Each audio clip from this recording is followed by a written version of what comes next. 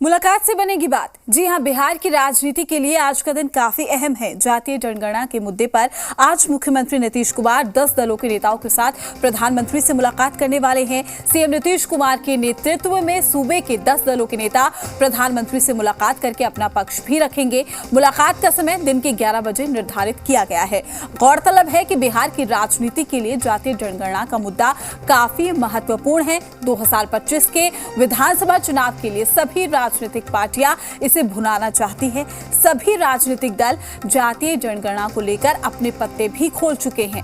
हालांकि बीजेपी अभी भी ऊहापोह की स्थिति में है। वहीं मुलाकात से पहले सीएम नीतीश ने बड़ा बयान दिया है। उन्होंने कहा है कि पूरा देश जातीय जनगणना चाहता है और केंद्र को इस बारे में सोचना चाहिए। अगर केंद्र पूरे मुल्क में जातीय जनगणना नहीं कराने का फैसला लेती है तो फिर बिहार में इसके कराने पर विचार भी किया जाएगा।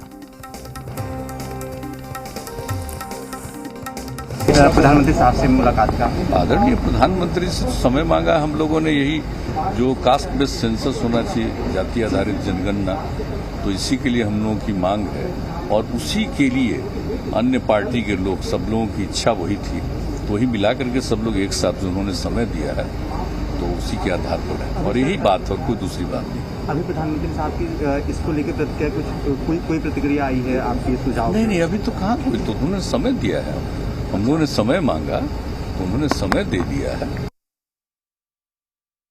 बिहार में मतलब 19 में ही एक यूनानिमस रिजोल्यूशन हुआ था इसके पक्ष में और फिर 20 में भी विधानसभा में यूनानिमस और 19 में तो विधानसभा विधान परिषद दोनों में हुआ था। तो इसलिए सब लोगों की तो राय एक ही है, बिहार में कोई राय अलग अलग नहीं है, तो उसी को कहने हम लोग अपनी बात रखते हैं। उम्मीद है सर, उम्मीद है कि बेहतर प्रपोजल की बातचीत करेंगे तब पता चलेगा। सारे दल जा रहे हैं, कैसे कर सकते हैं, लेकिन जरूर हम लोग सोचते हैं कि ये सबके हित में है, पूरे देश के हित में है और ये ऐसी बात नहीं है कि सिर्फ बिहार के लोगों की इच्छा है, ये पूरे देश के लोगों की इच्छा है।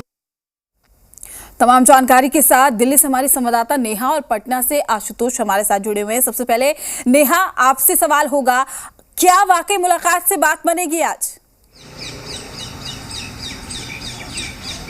देखिए, बात बनेगी या नहीं बनेगी ये बात की बात है, लेकिन आश्वासन जरूर दिया जाएगा जातीय जनगणना को लेके कि आपको आश्वस्त किया जाता है। और पहले ही सेंट्रल गवर्नमेंट इस चीज की तैयारी कर चुकी है कि ये इशू को सीधा स्टेट के हवाले कर देना। अब स्टेट ये तय करेगी कि जातीय जनगणना कराना या नहीं कराना। इस बात पे अगर देखें तो बिहार सरकार बहुत क्लियर है। 2019 और 2020 विधानसभा से लगातार जो सर्वदलीय सहमति की बात की जाती है जातीय गणना पे, अगर उस नजरिए से देखें तो बिहार सरकार और बिहार के तमाम पार्टियां जातीय जनगणना पे तैयार है। बीजेपी की अलग राय एक बार जरूर हो सकती है, लेकिन बाकी सभी दल जरूर तैयार है। अब इस वक्त बीजेपी भी इस जो सर्वदलीय मुलाकात है उसमें मुलाकात करने के लिए जा रहे हैं। अब ये देखना है कि क्या प्रधानमंत्री जो बात होती है सिर्फ आश्वासन मिलता है या फिर इस इशू को स्टेट के हवाले कर दिया जाता है और स्टेट ही अब आगे इस चीज को डील करेगी और स्टेट कर्नाटका के तर्ज पे ही जो हुआ था जातीय जनगणना उसी तरीके से होता है। प्रीति, बिल्कुल नेहा, आपके पास लौटूंगी। आशुतोष भी हमारे साथ जुड़े हुए हैं पटना से। आशुतोष, देखिए, आज देखना लाजमी होगा कि बात बनती है या फिर नहीं, लेकिन सीएम नीतीश कुमार का अगर हम जिक्र करें, जब मुमीडिया से मुखातिब हुए हैं, जब उनसे ये सवाल किया गया है तो पूरे तौर पर वो फेवर लेते हुए नजर आए हैं और यही वजह है कि उन्होंने कह दिया है कि ये जरूरी है, पहले मुलाकात करेंगे, अगर बात नहीं बनती है तो एक बार फिर से विचार किया जाएगा। देखिए, स्वाभाविक तौर पर और इस मामले में नीतीश कुमार एज लेने की कोशिश कर रहे हैं। हालांकि दो दलों के बीच में इस पूरे जातिगत जनगणना को लेकर के है तो आरजेडी और जेडीयू के बीच में जबरदस्त प्रतिस्पर्धा नजर आ रही है। यहाँ पर कल आपको याद होगा कि आरजेडी की तरफ से प्रवक्ता है मृत्युंजय तिवारी, उन्होंने कहा था कि तेजस्वी यादव के पहल के बाद नीतीश कुमार को समय दिया गया मिलने के लिए। हालांकि आज जब नीरज कुमार जो जेडीयू के मुख्य प्रवक्ता है उनसे जब बात हुई है तो उनका साफ तौर पर कहना था कि नीतीश कुमार इस मामले पर पहले से चिंतित रहे हैं और समाज के सभी वर्गों का उत्थान चाहते हैं और इसलिए उनकी ही कोशिश थी कि 2 बार सर्वसम्मति से विधानमंडल से प्रस्ताव पारित होकर केंद्र सरकार को भेजा गया था। अब सवाल ये उठ रहे हैं कि वाकई केंद्र सरकार फिर से अपने फैसले पर विचार करने को विवश हो सकती है।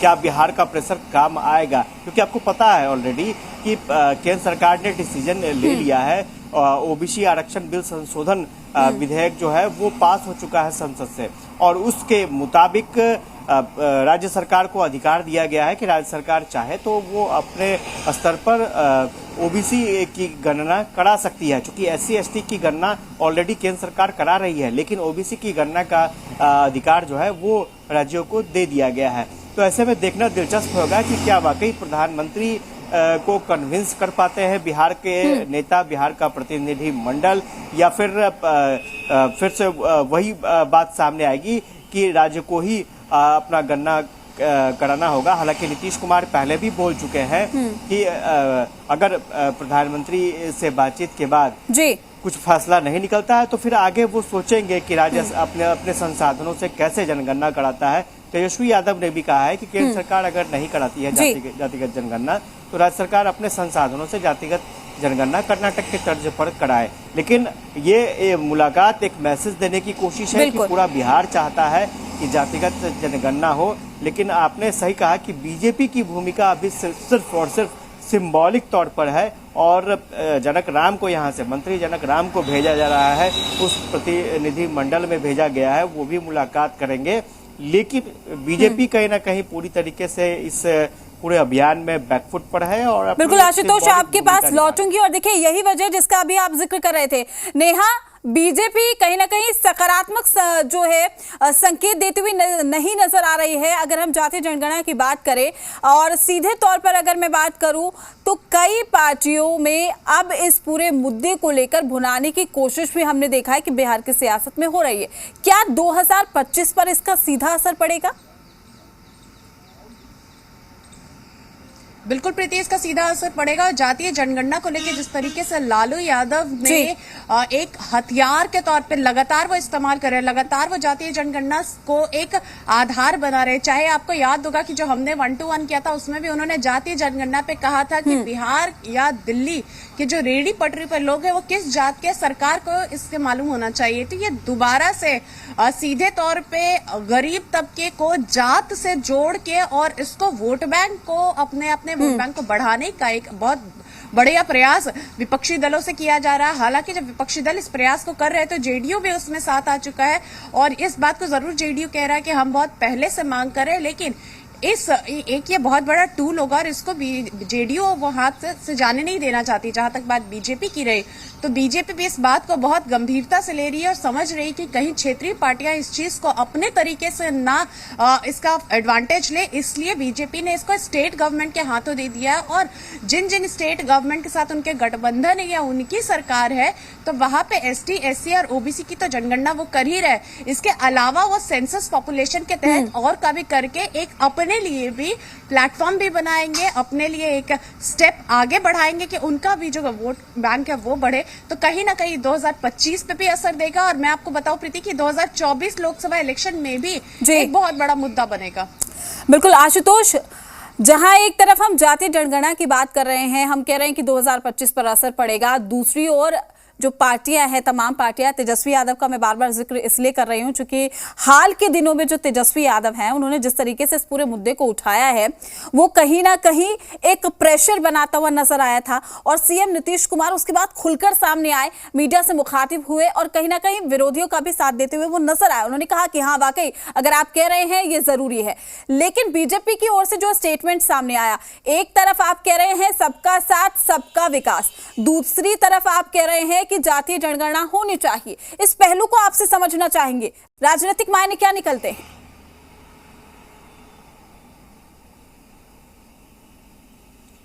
देखिए, बीजेपी का स्टैंड शुरू से क्लियर है, सबका साथ सबका विकास, यानी सभी जातियों को साथ लेकर चलना है। लेकिन कुछ कोरम है जिसे पूरा करना बेहद जरूरी होता है, और विशेष स्ट्रैटेजी के तहत ही केंद्र सरकार ने यह फैसला लिया था कि एससी एसटी जो समाज का सबसे पिछड़ा तबका है उसकी गणना हो सकती है, और उसके अलावा और किसी की गणना नहीं हो सकती है।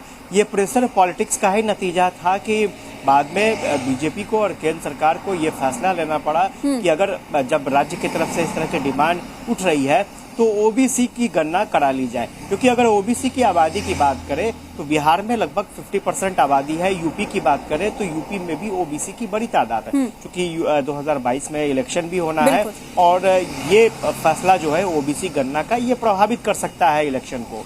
तो ऐसे में केंद्र सरकार ने मास्टर स्ट्रोक खेला कि SC/ST की गणना हम लोग करा रहे हैं, ओबीसी की गणना हम लोग स्टेट गवर्नमेंट को सौंप देते हैं, क्योंकि बिहार की बात करें तो ओबीसी में ही ईबीसी को संलिप्त किया गया है। तो ओबीसी की अगर गणना होती है तो ईबीसी की भी गणना खुद ब खुद हो जाएगी।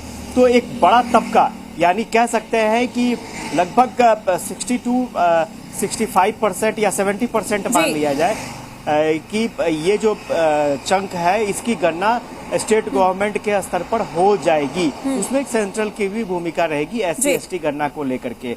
बाकी जो तबका है वो अपर कास्ट का बसता है और उसकी गणना फिलहाल जो केंद्र है या बिल्कुल आशुतोष, और देखने वाली बात ये होगी कि आज जब मुलाकात होती है तो बात बनती है या फिर नहीं।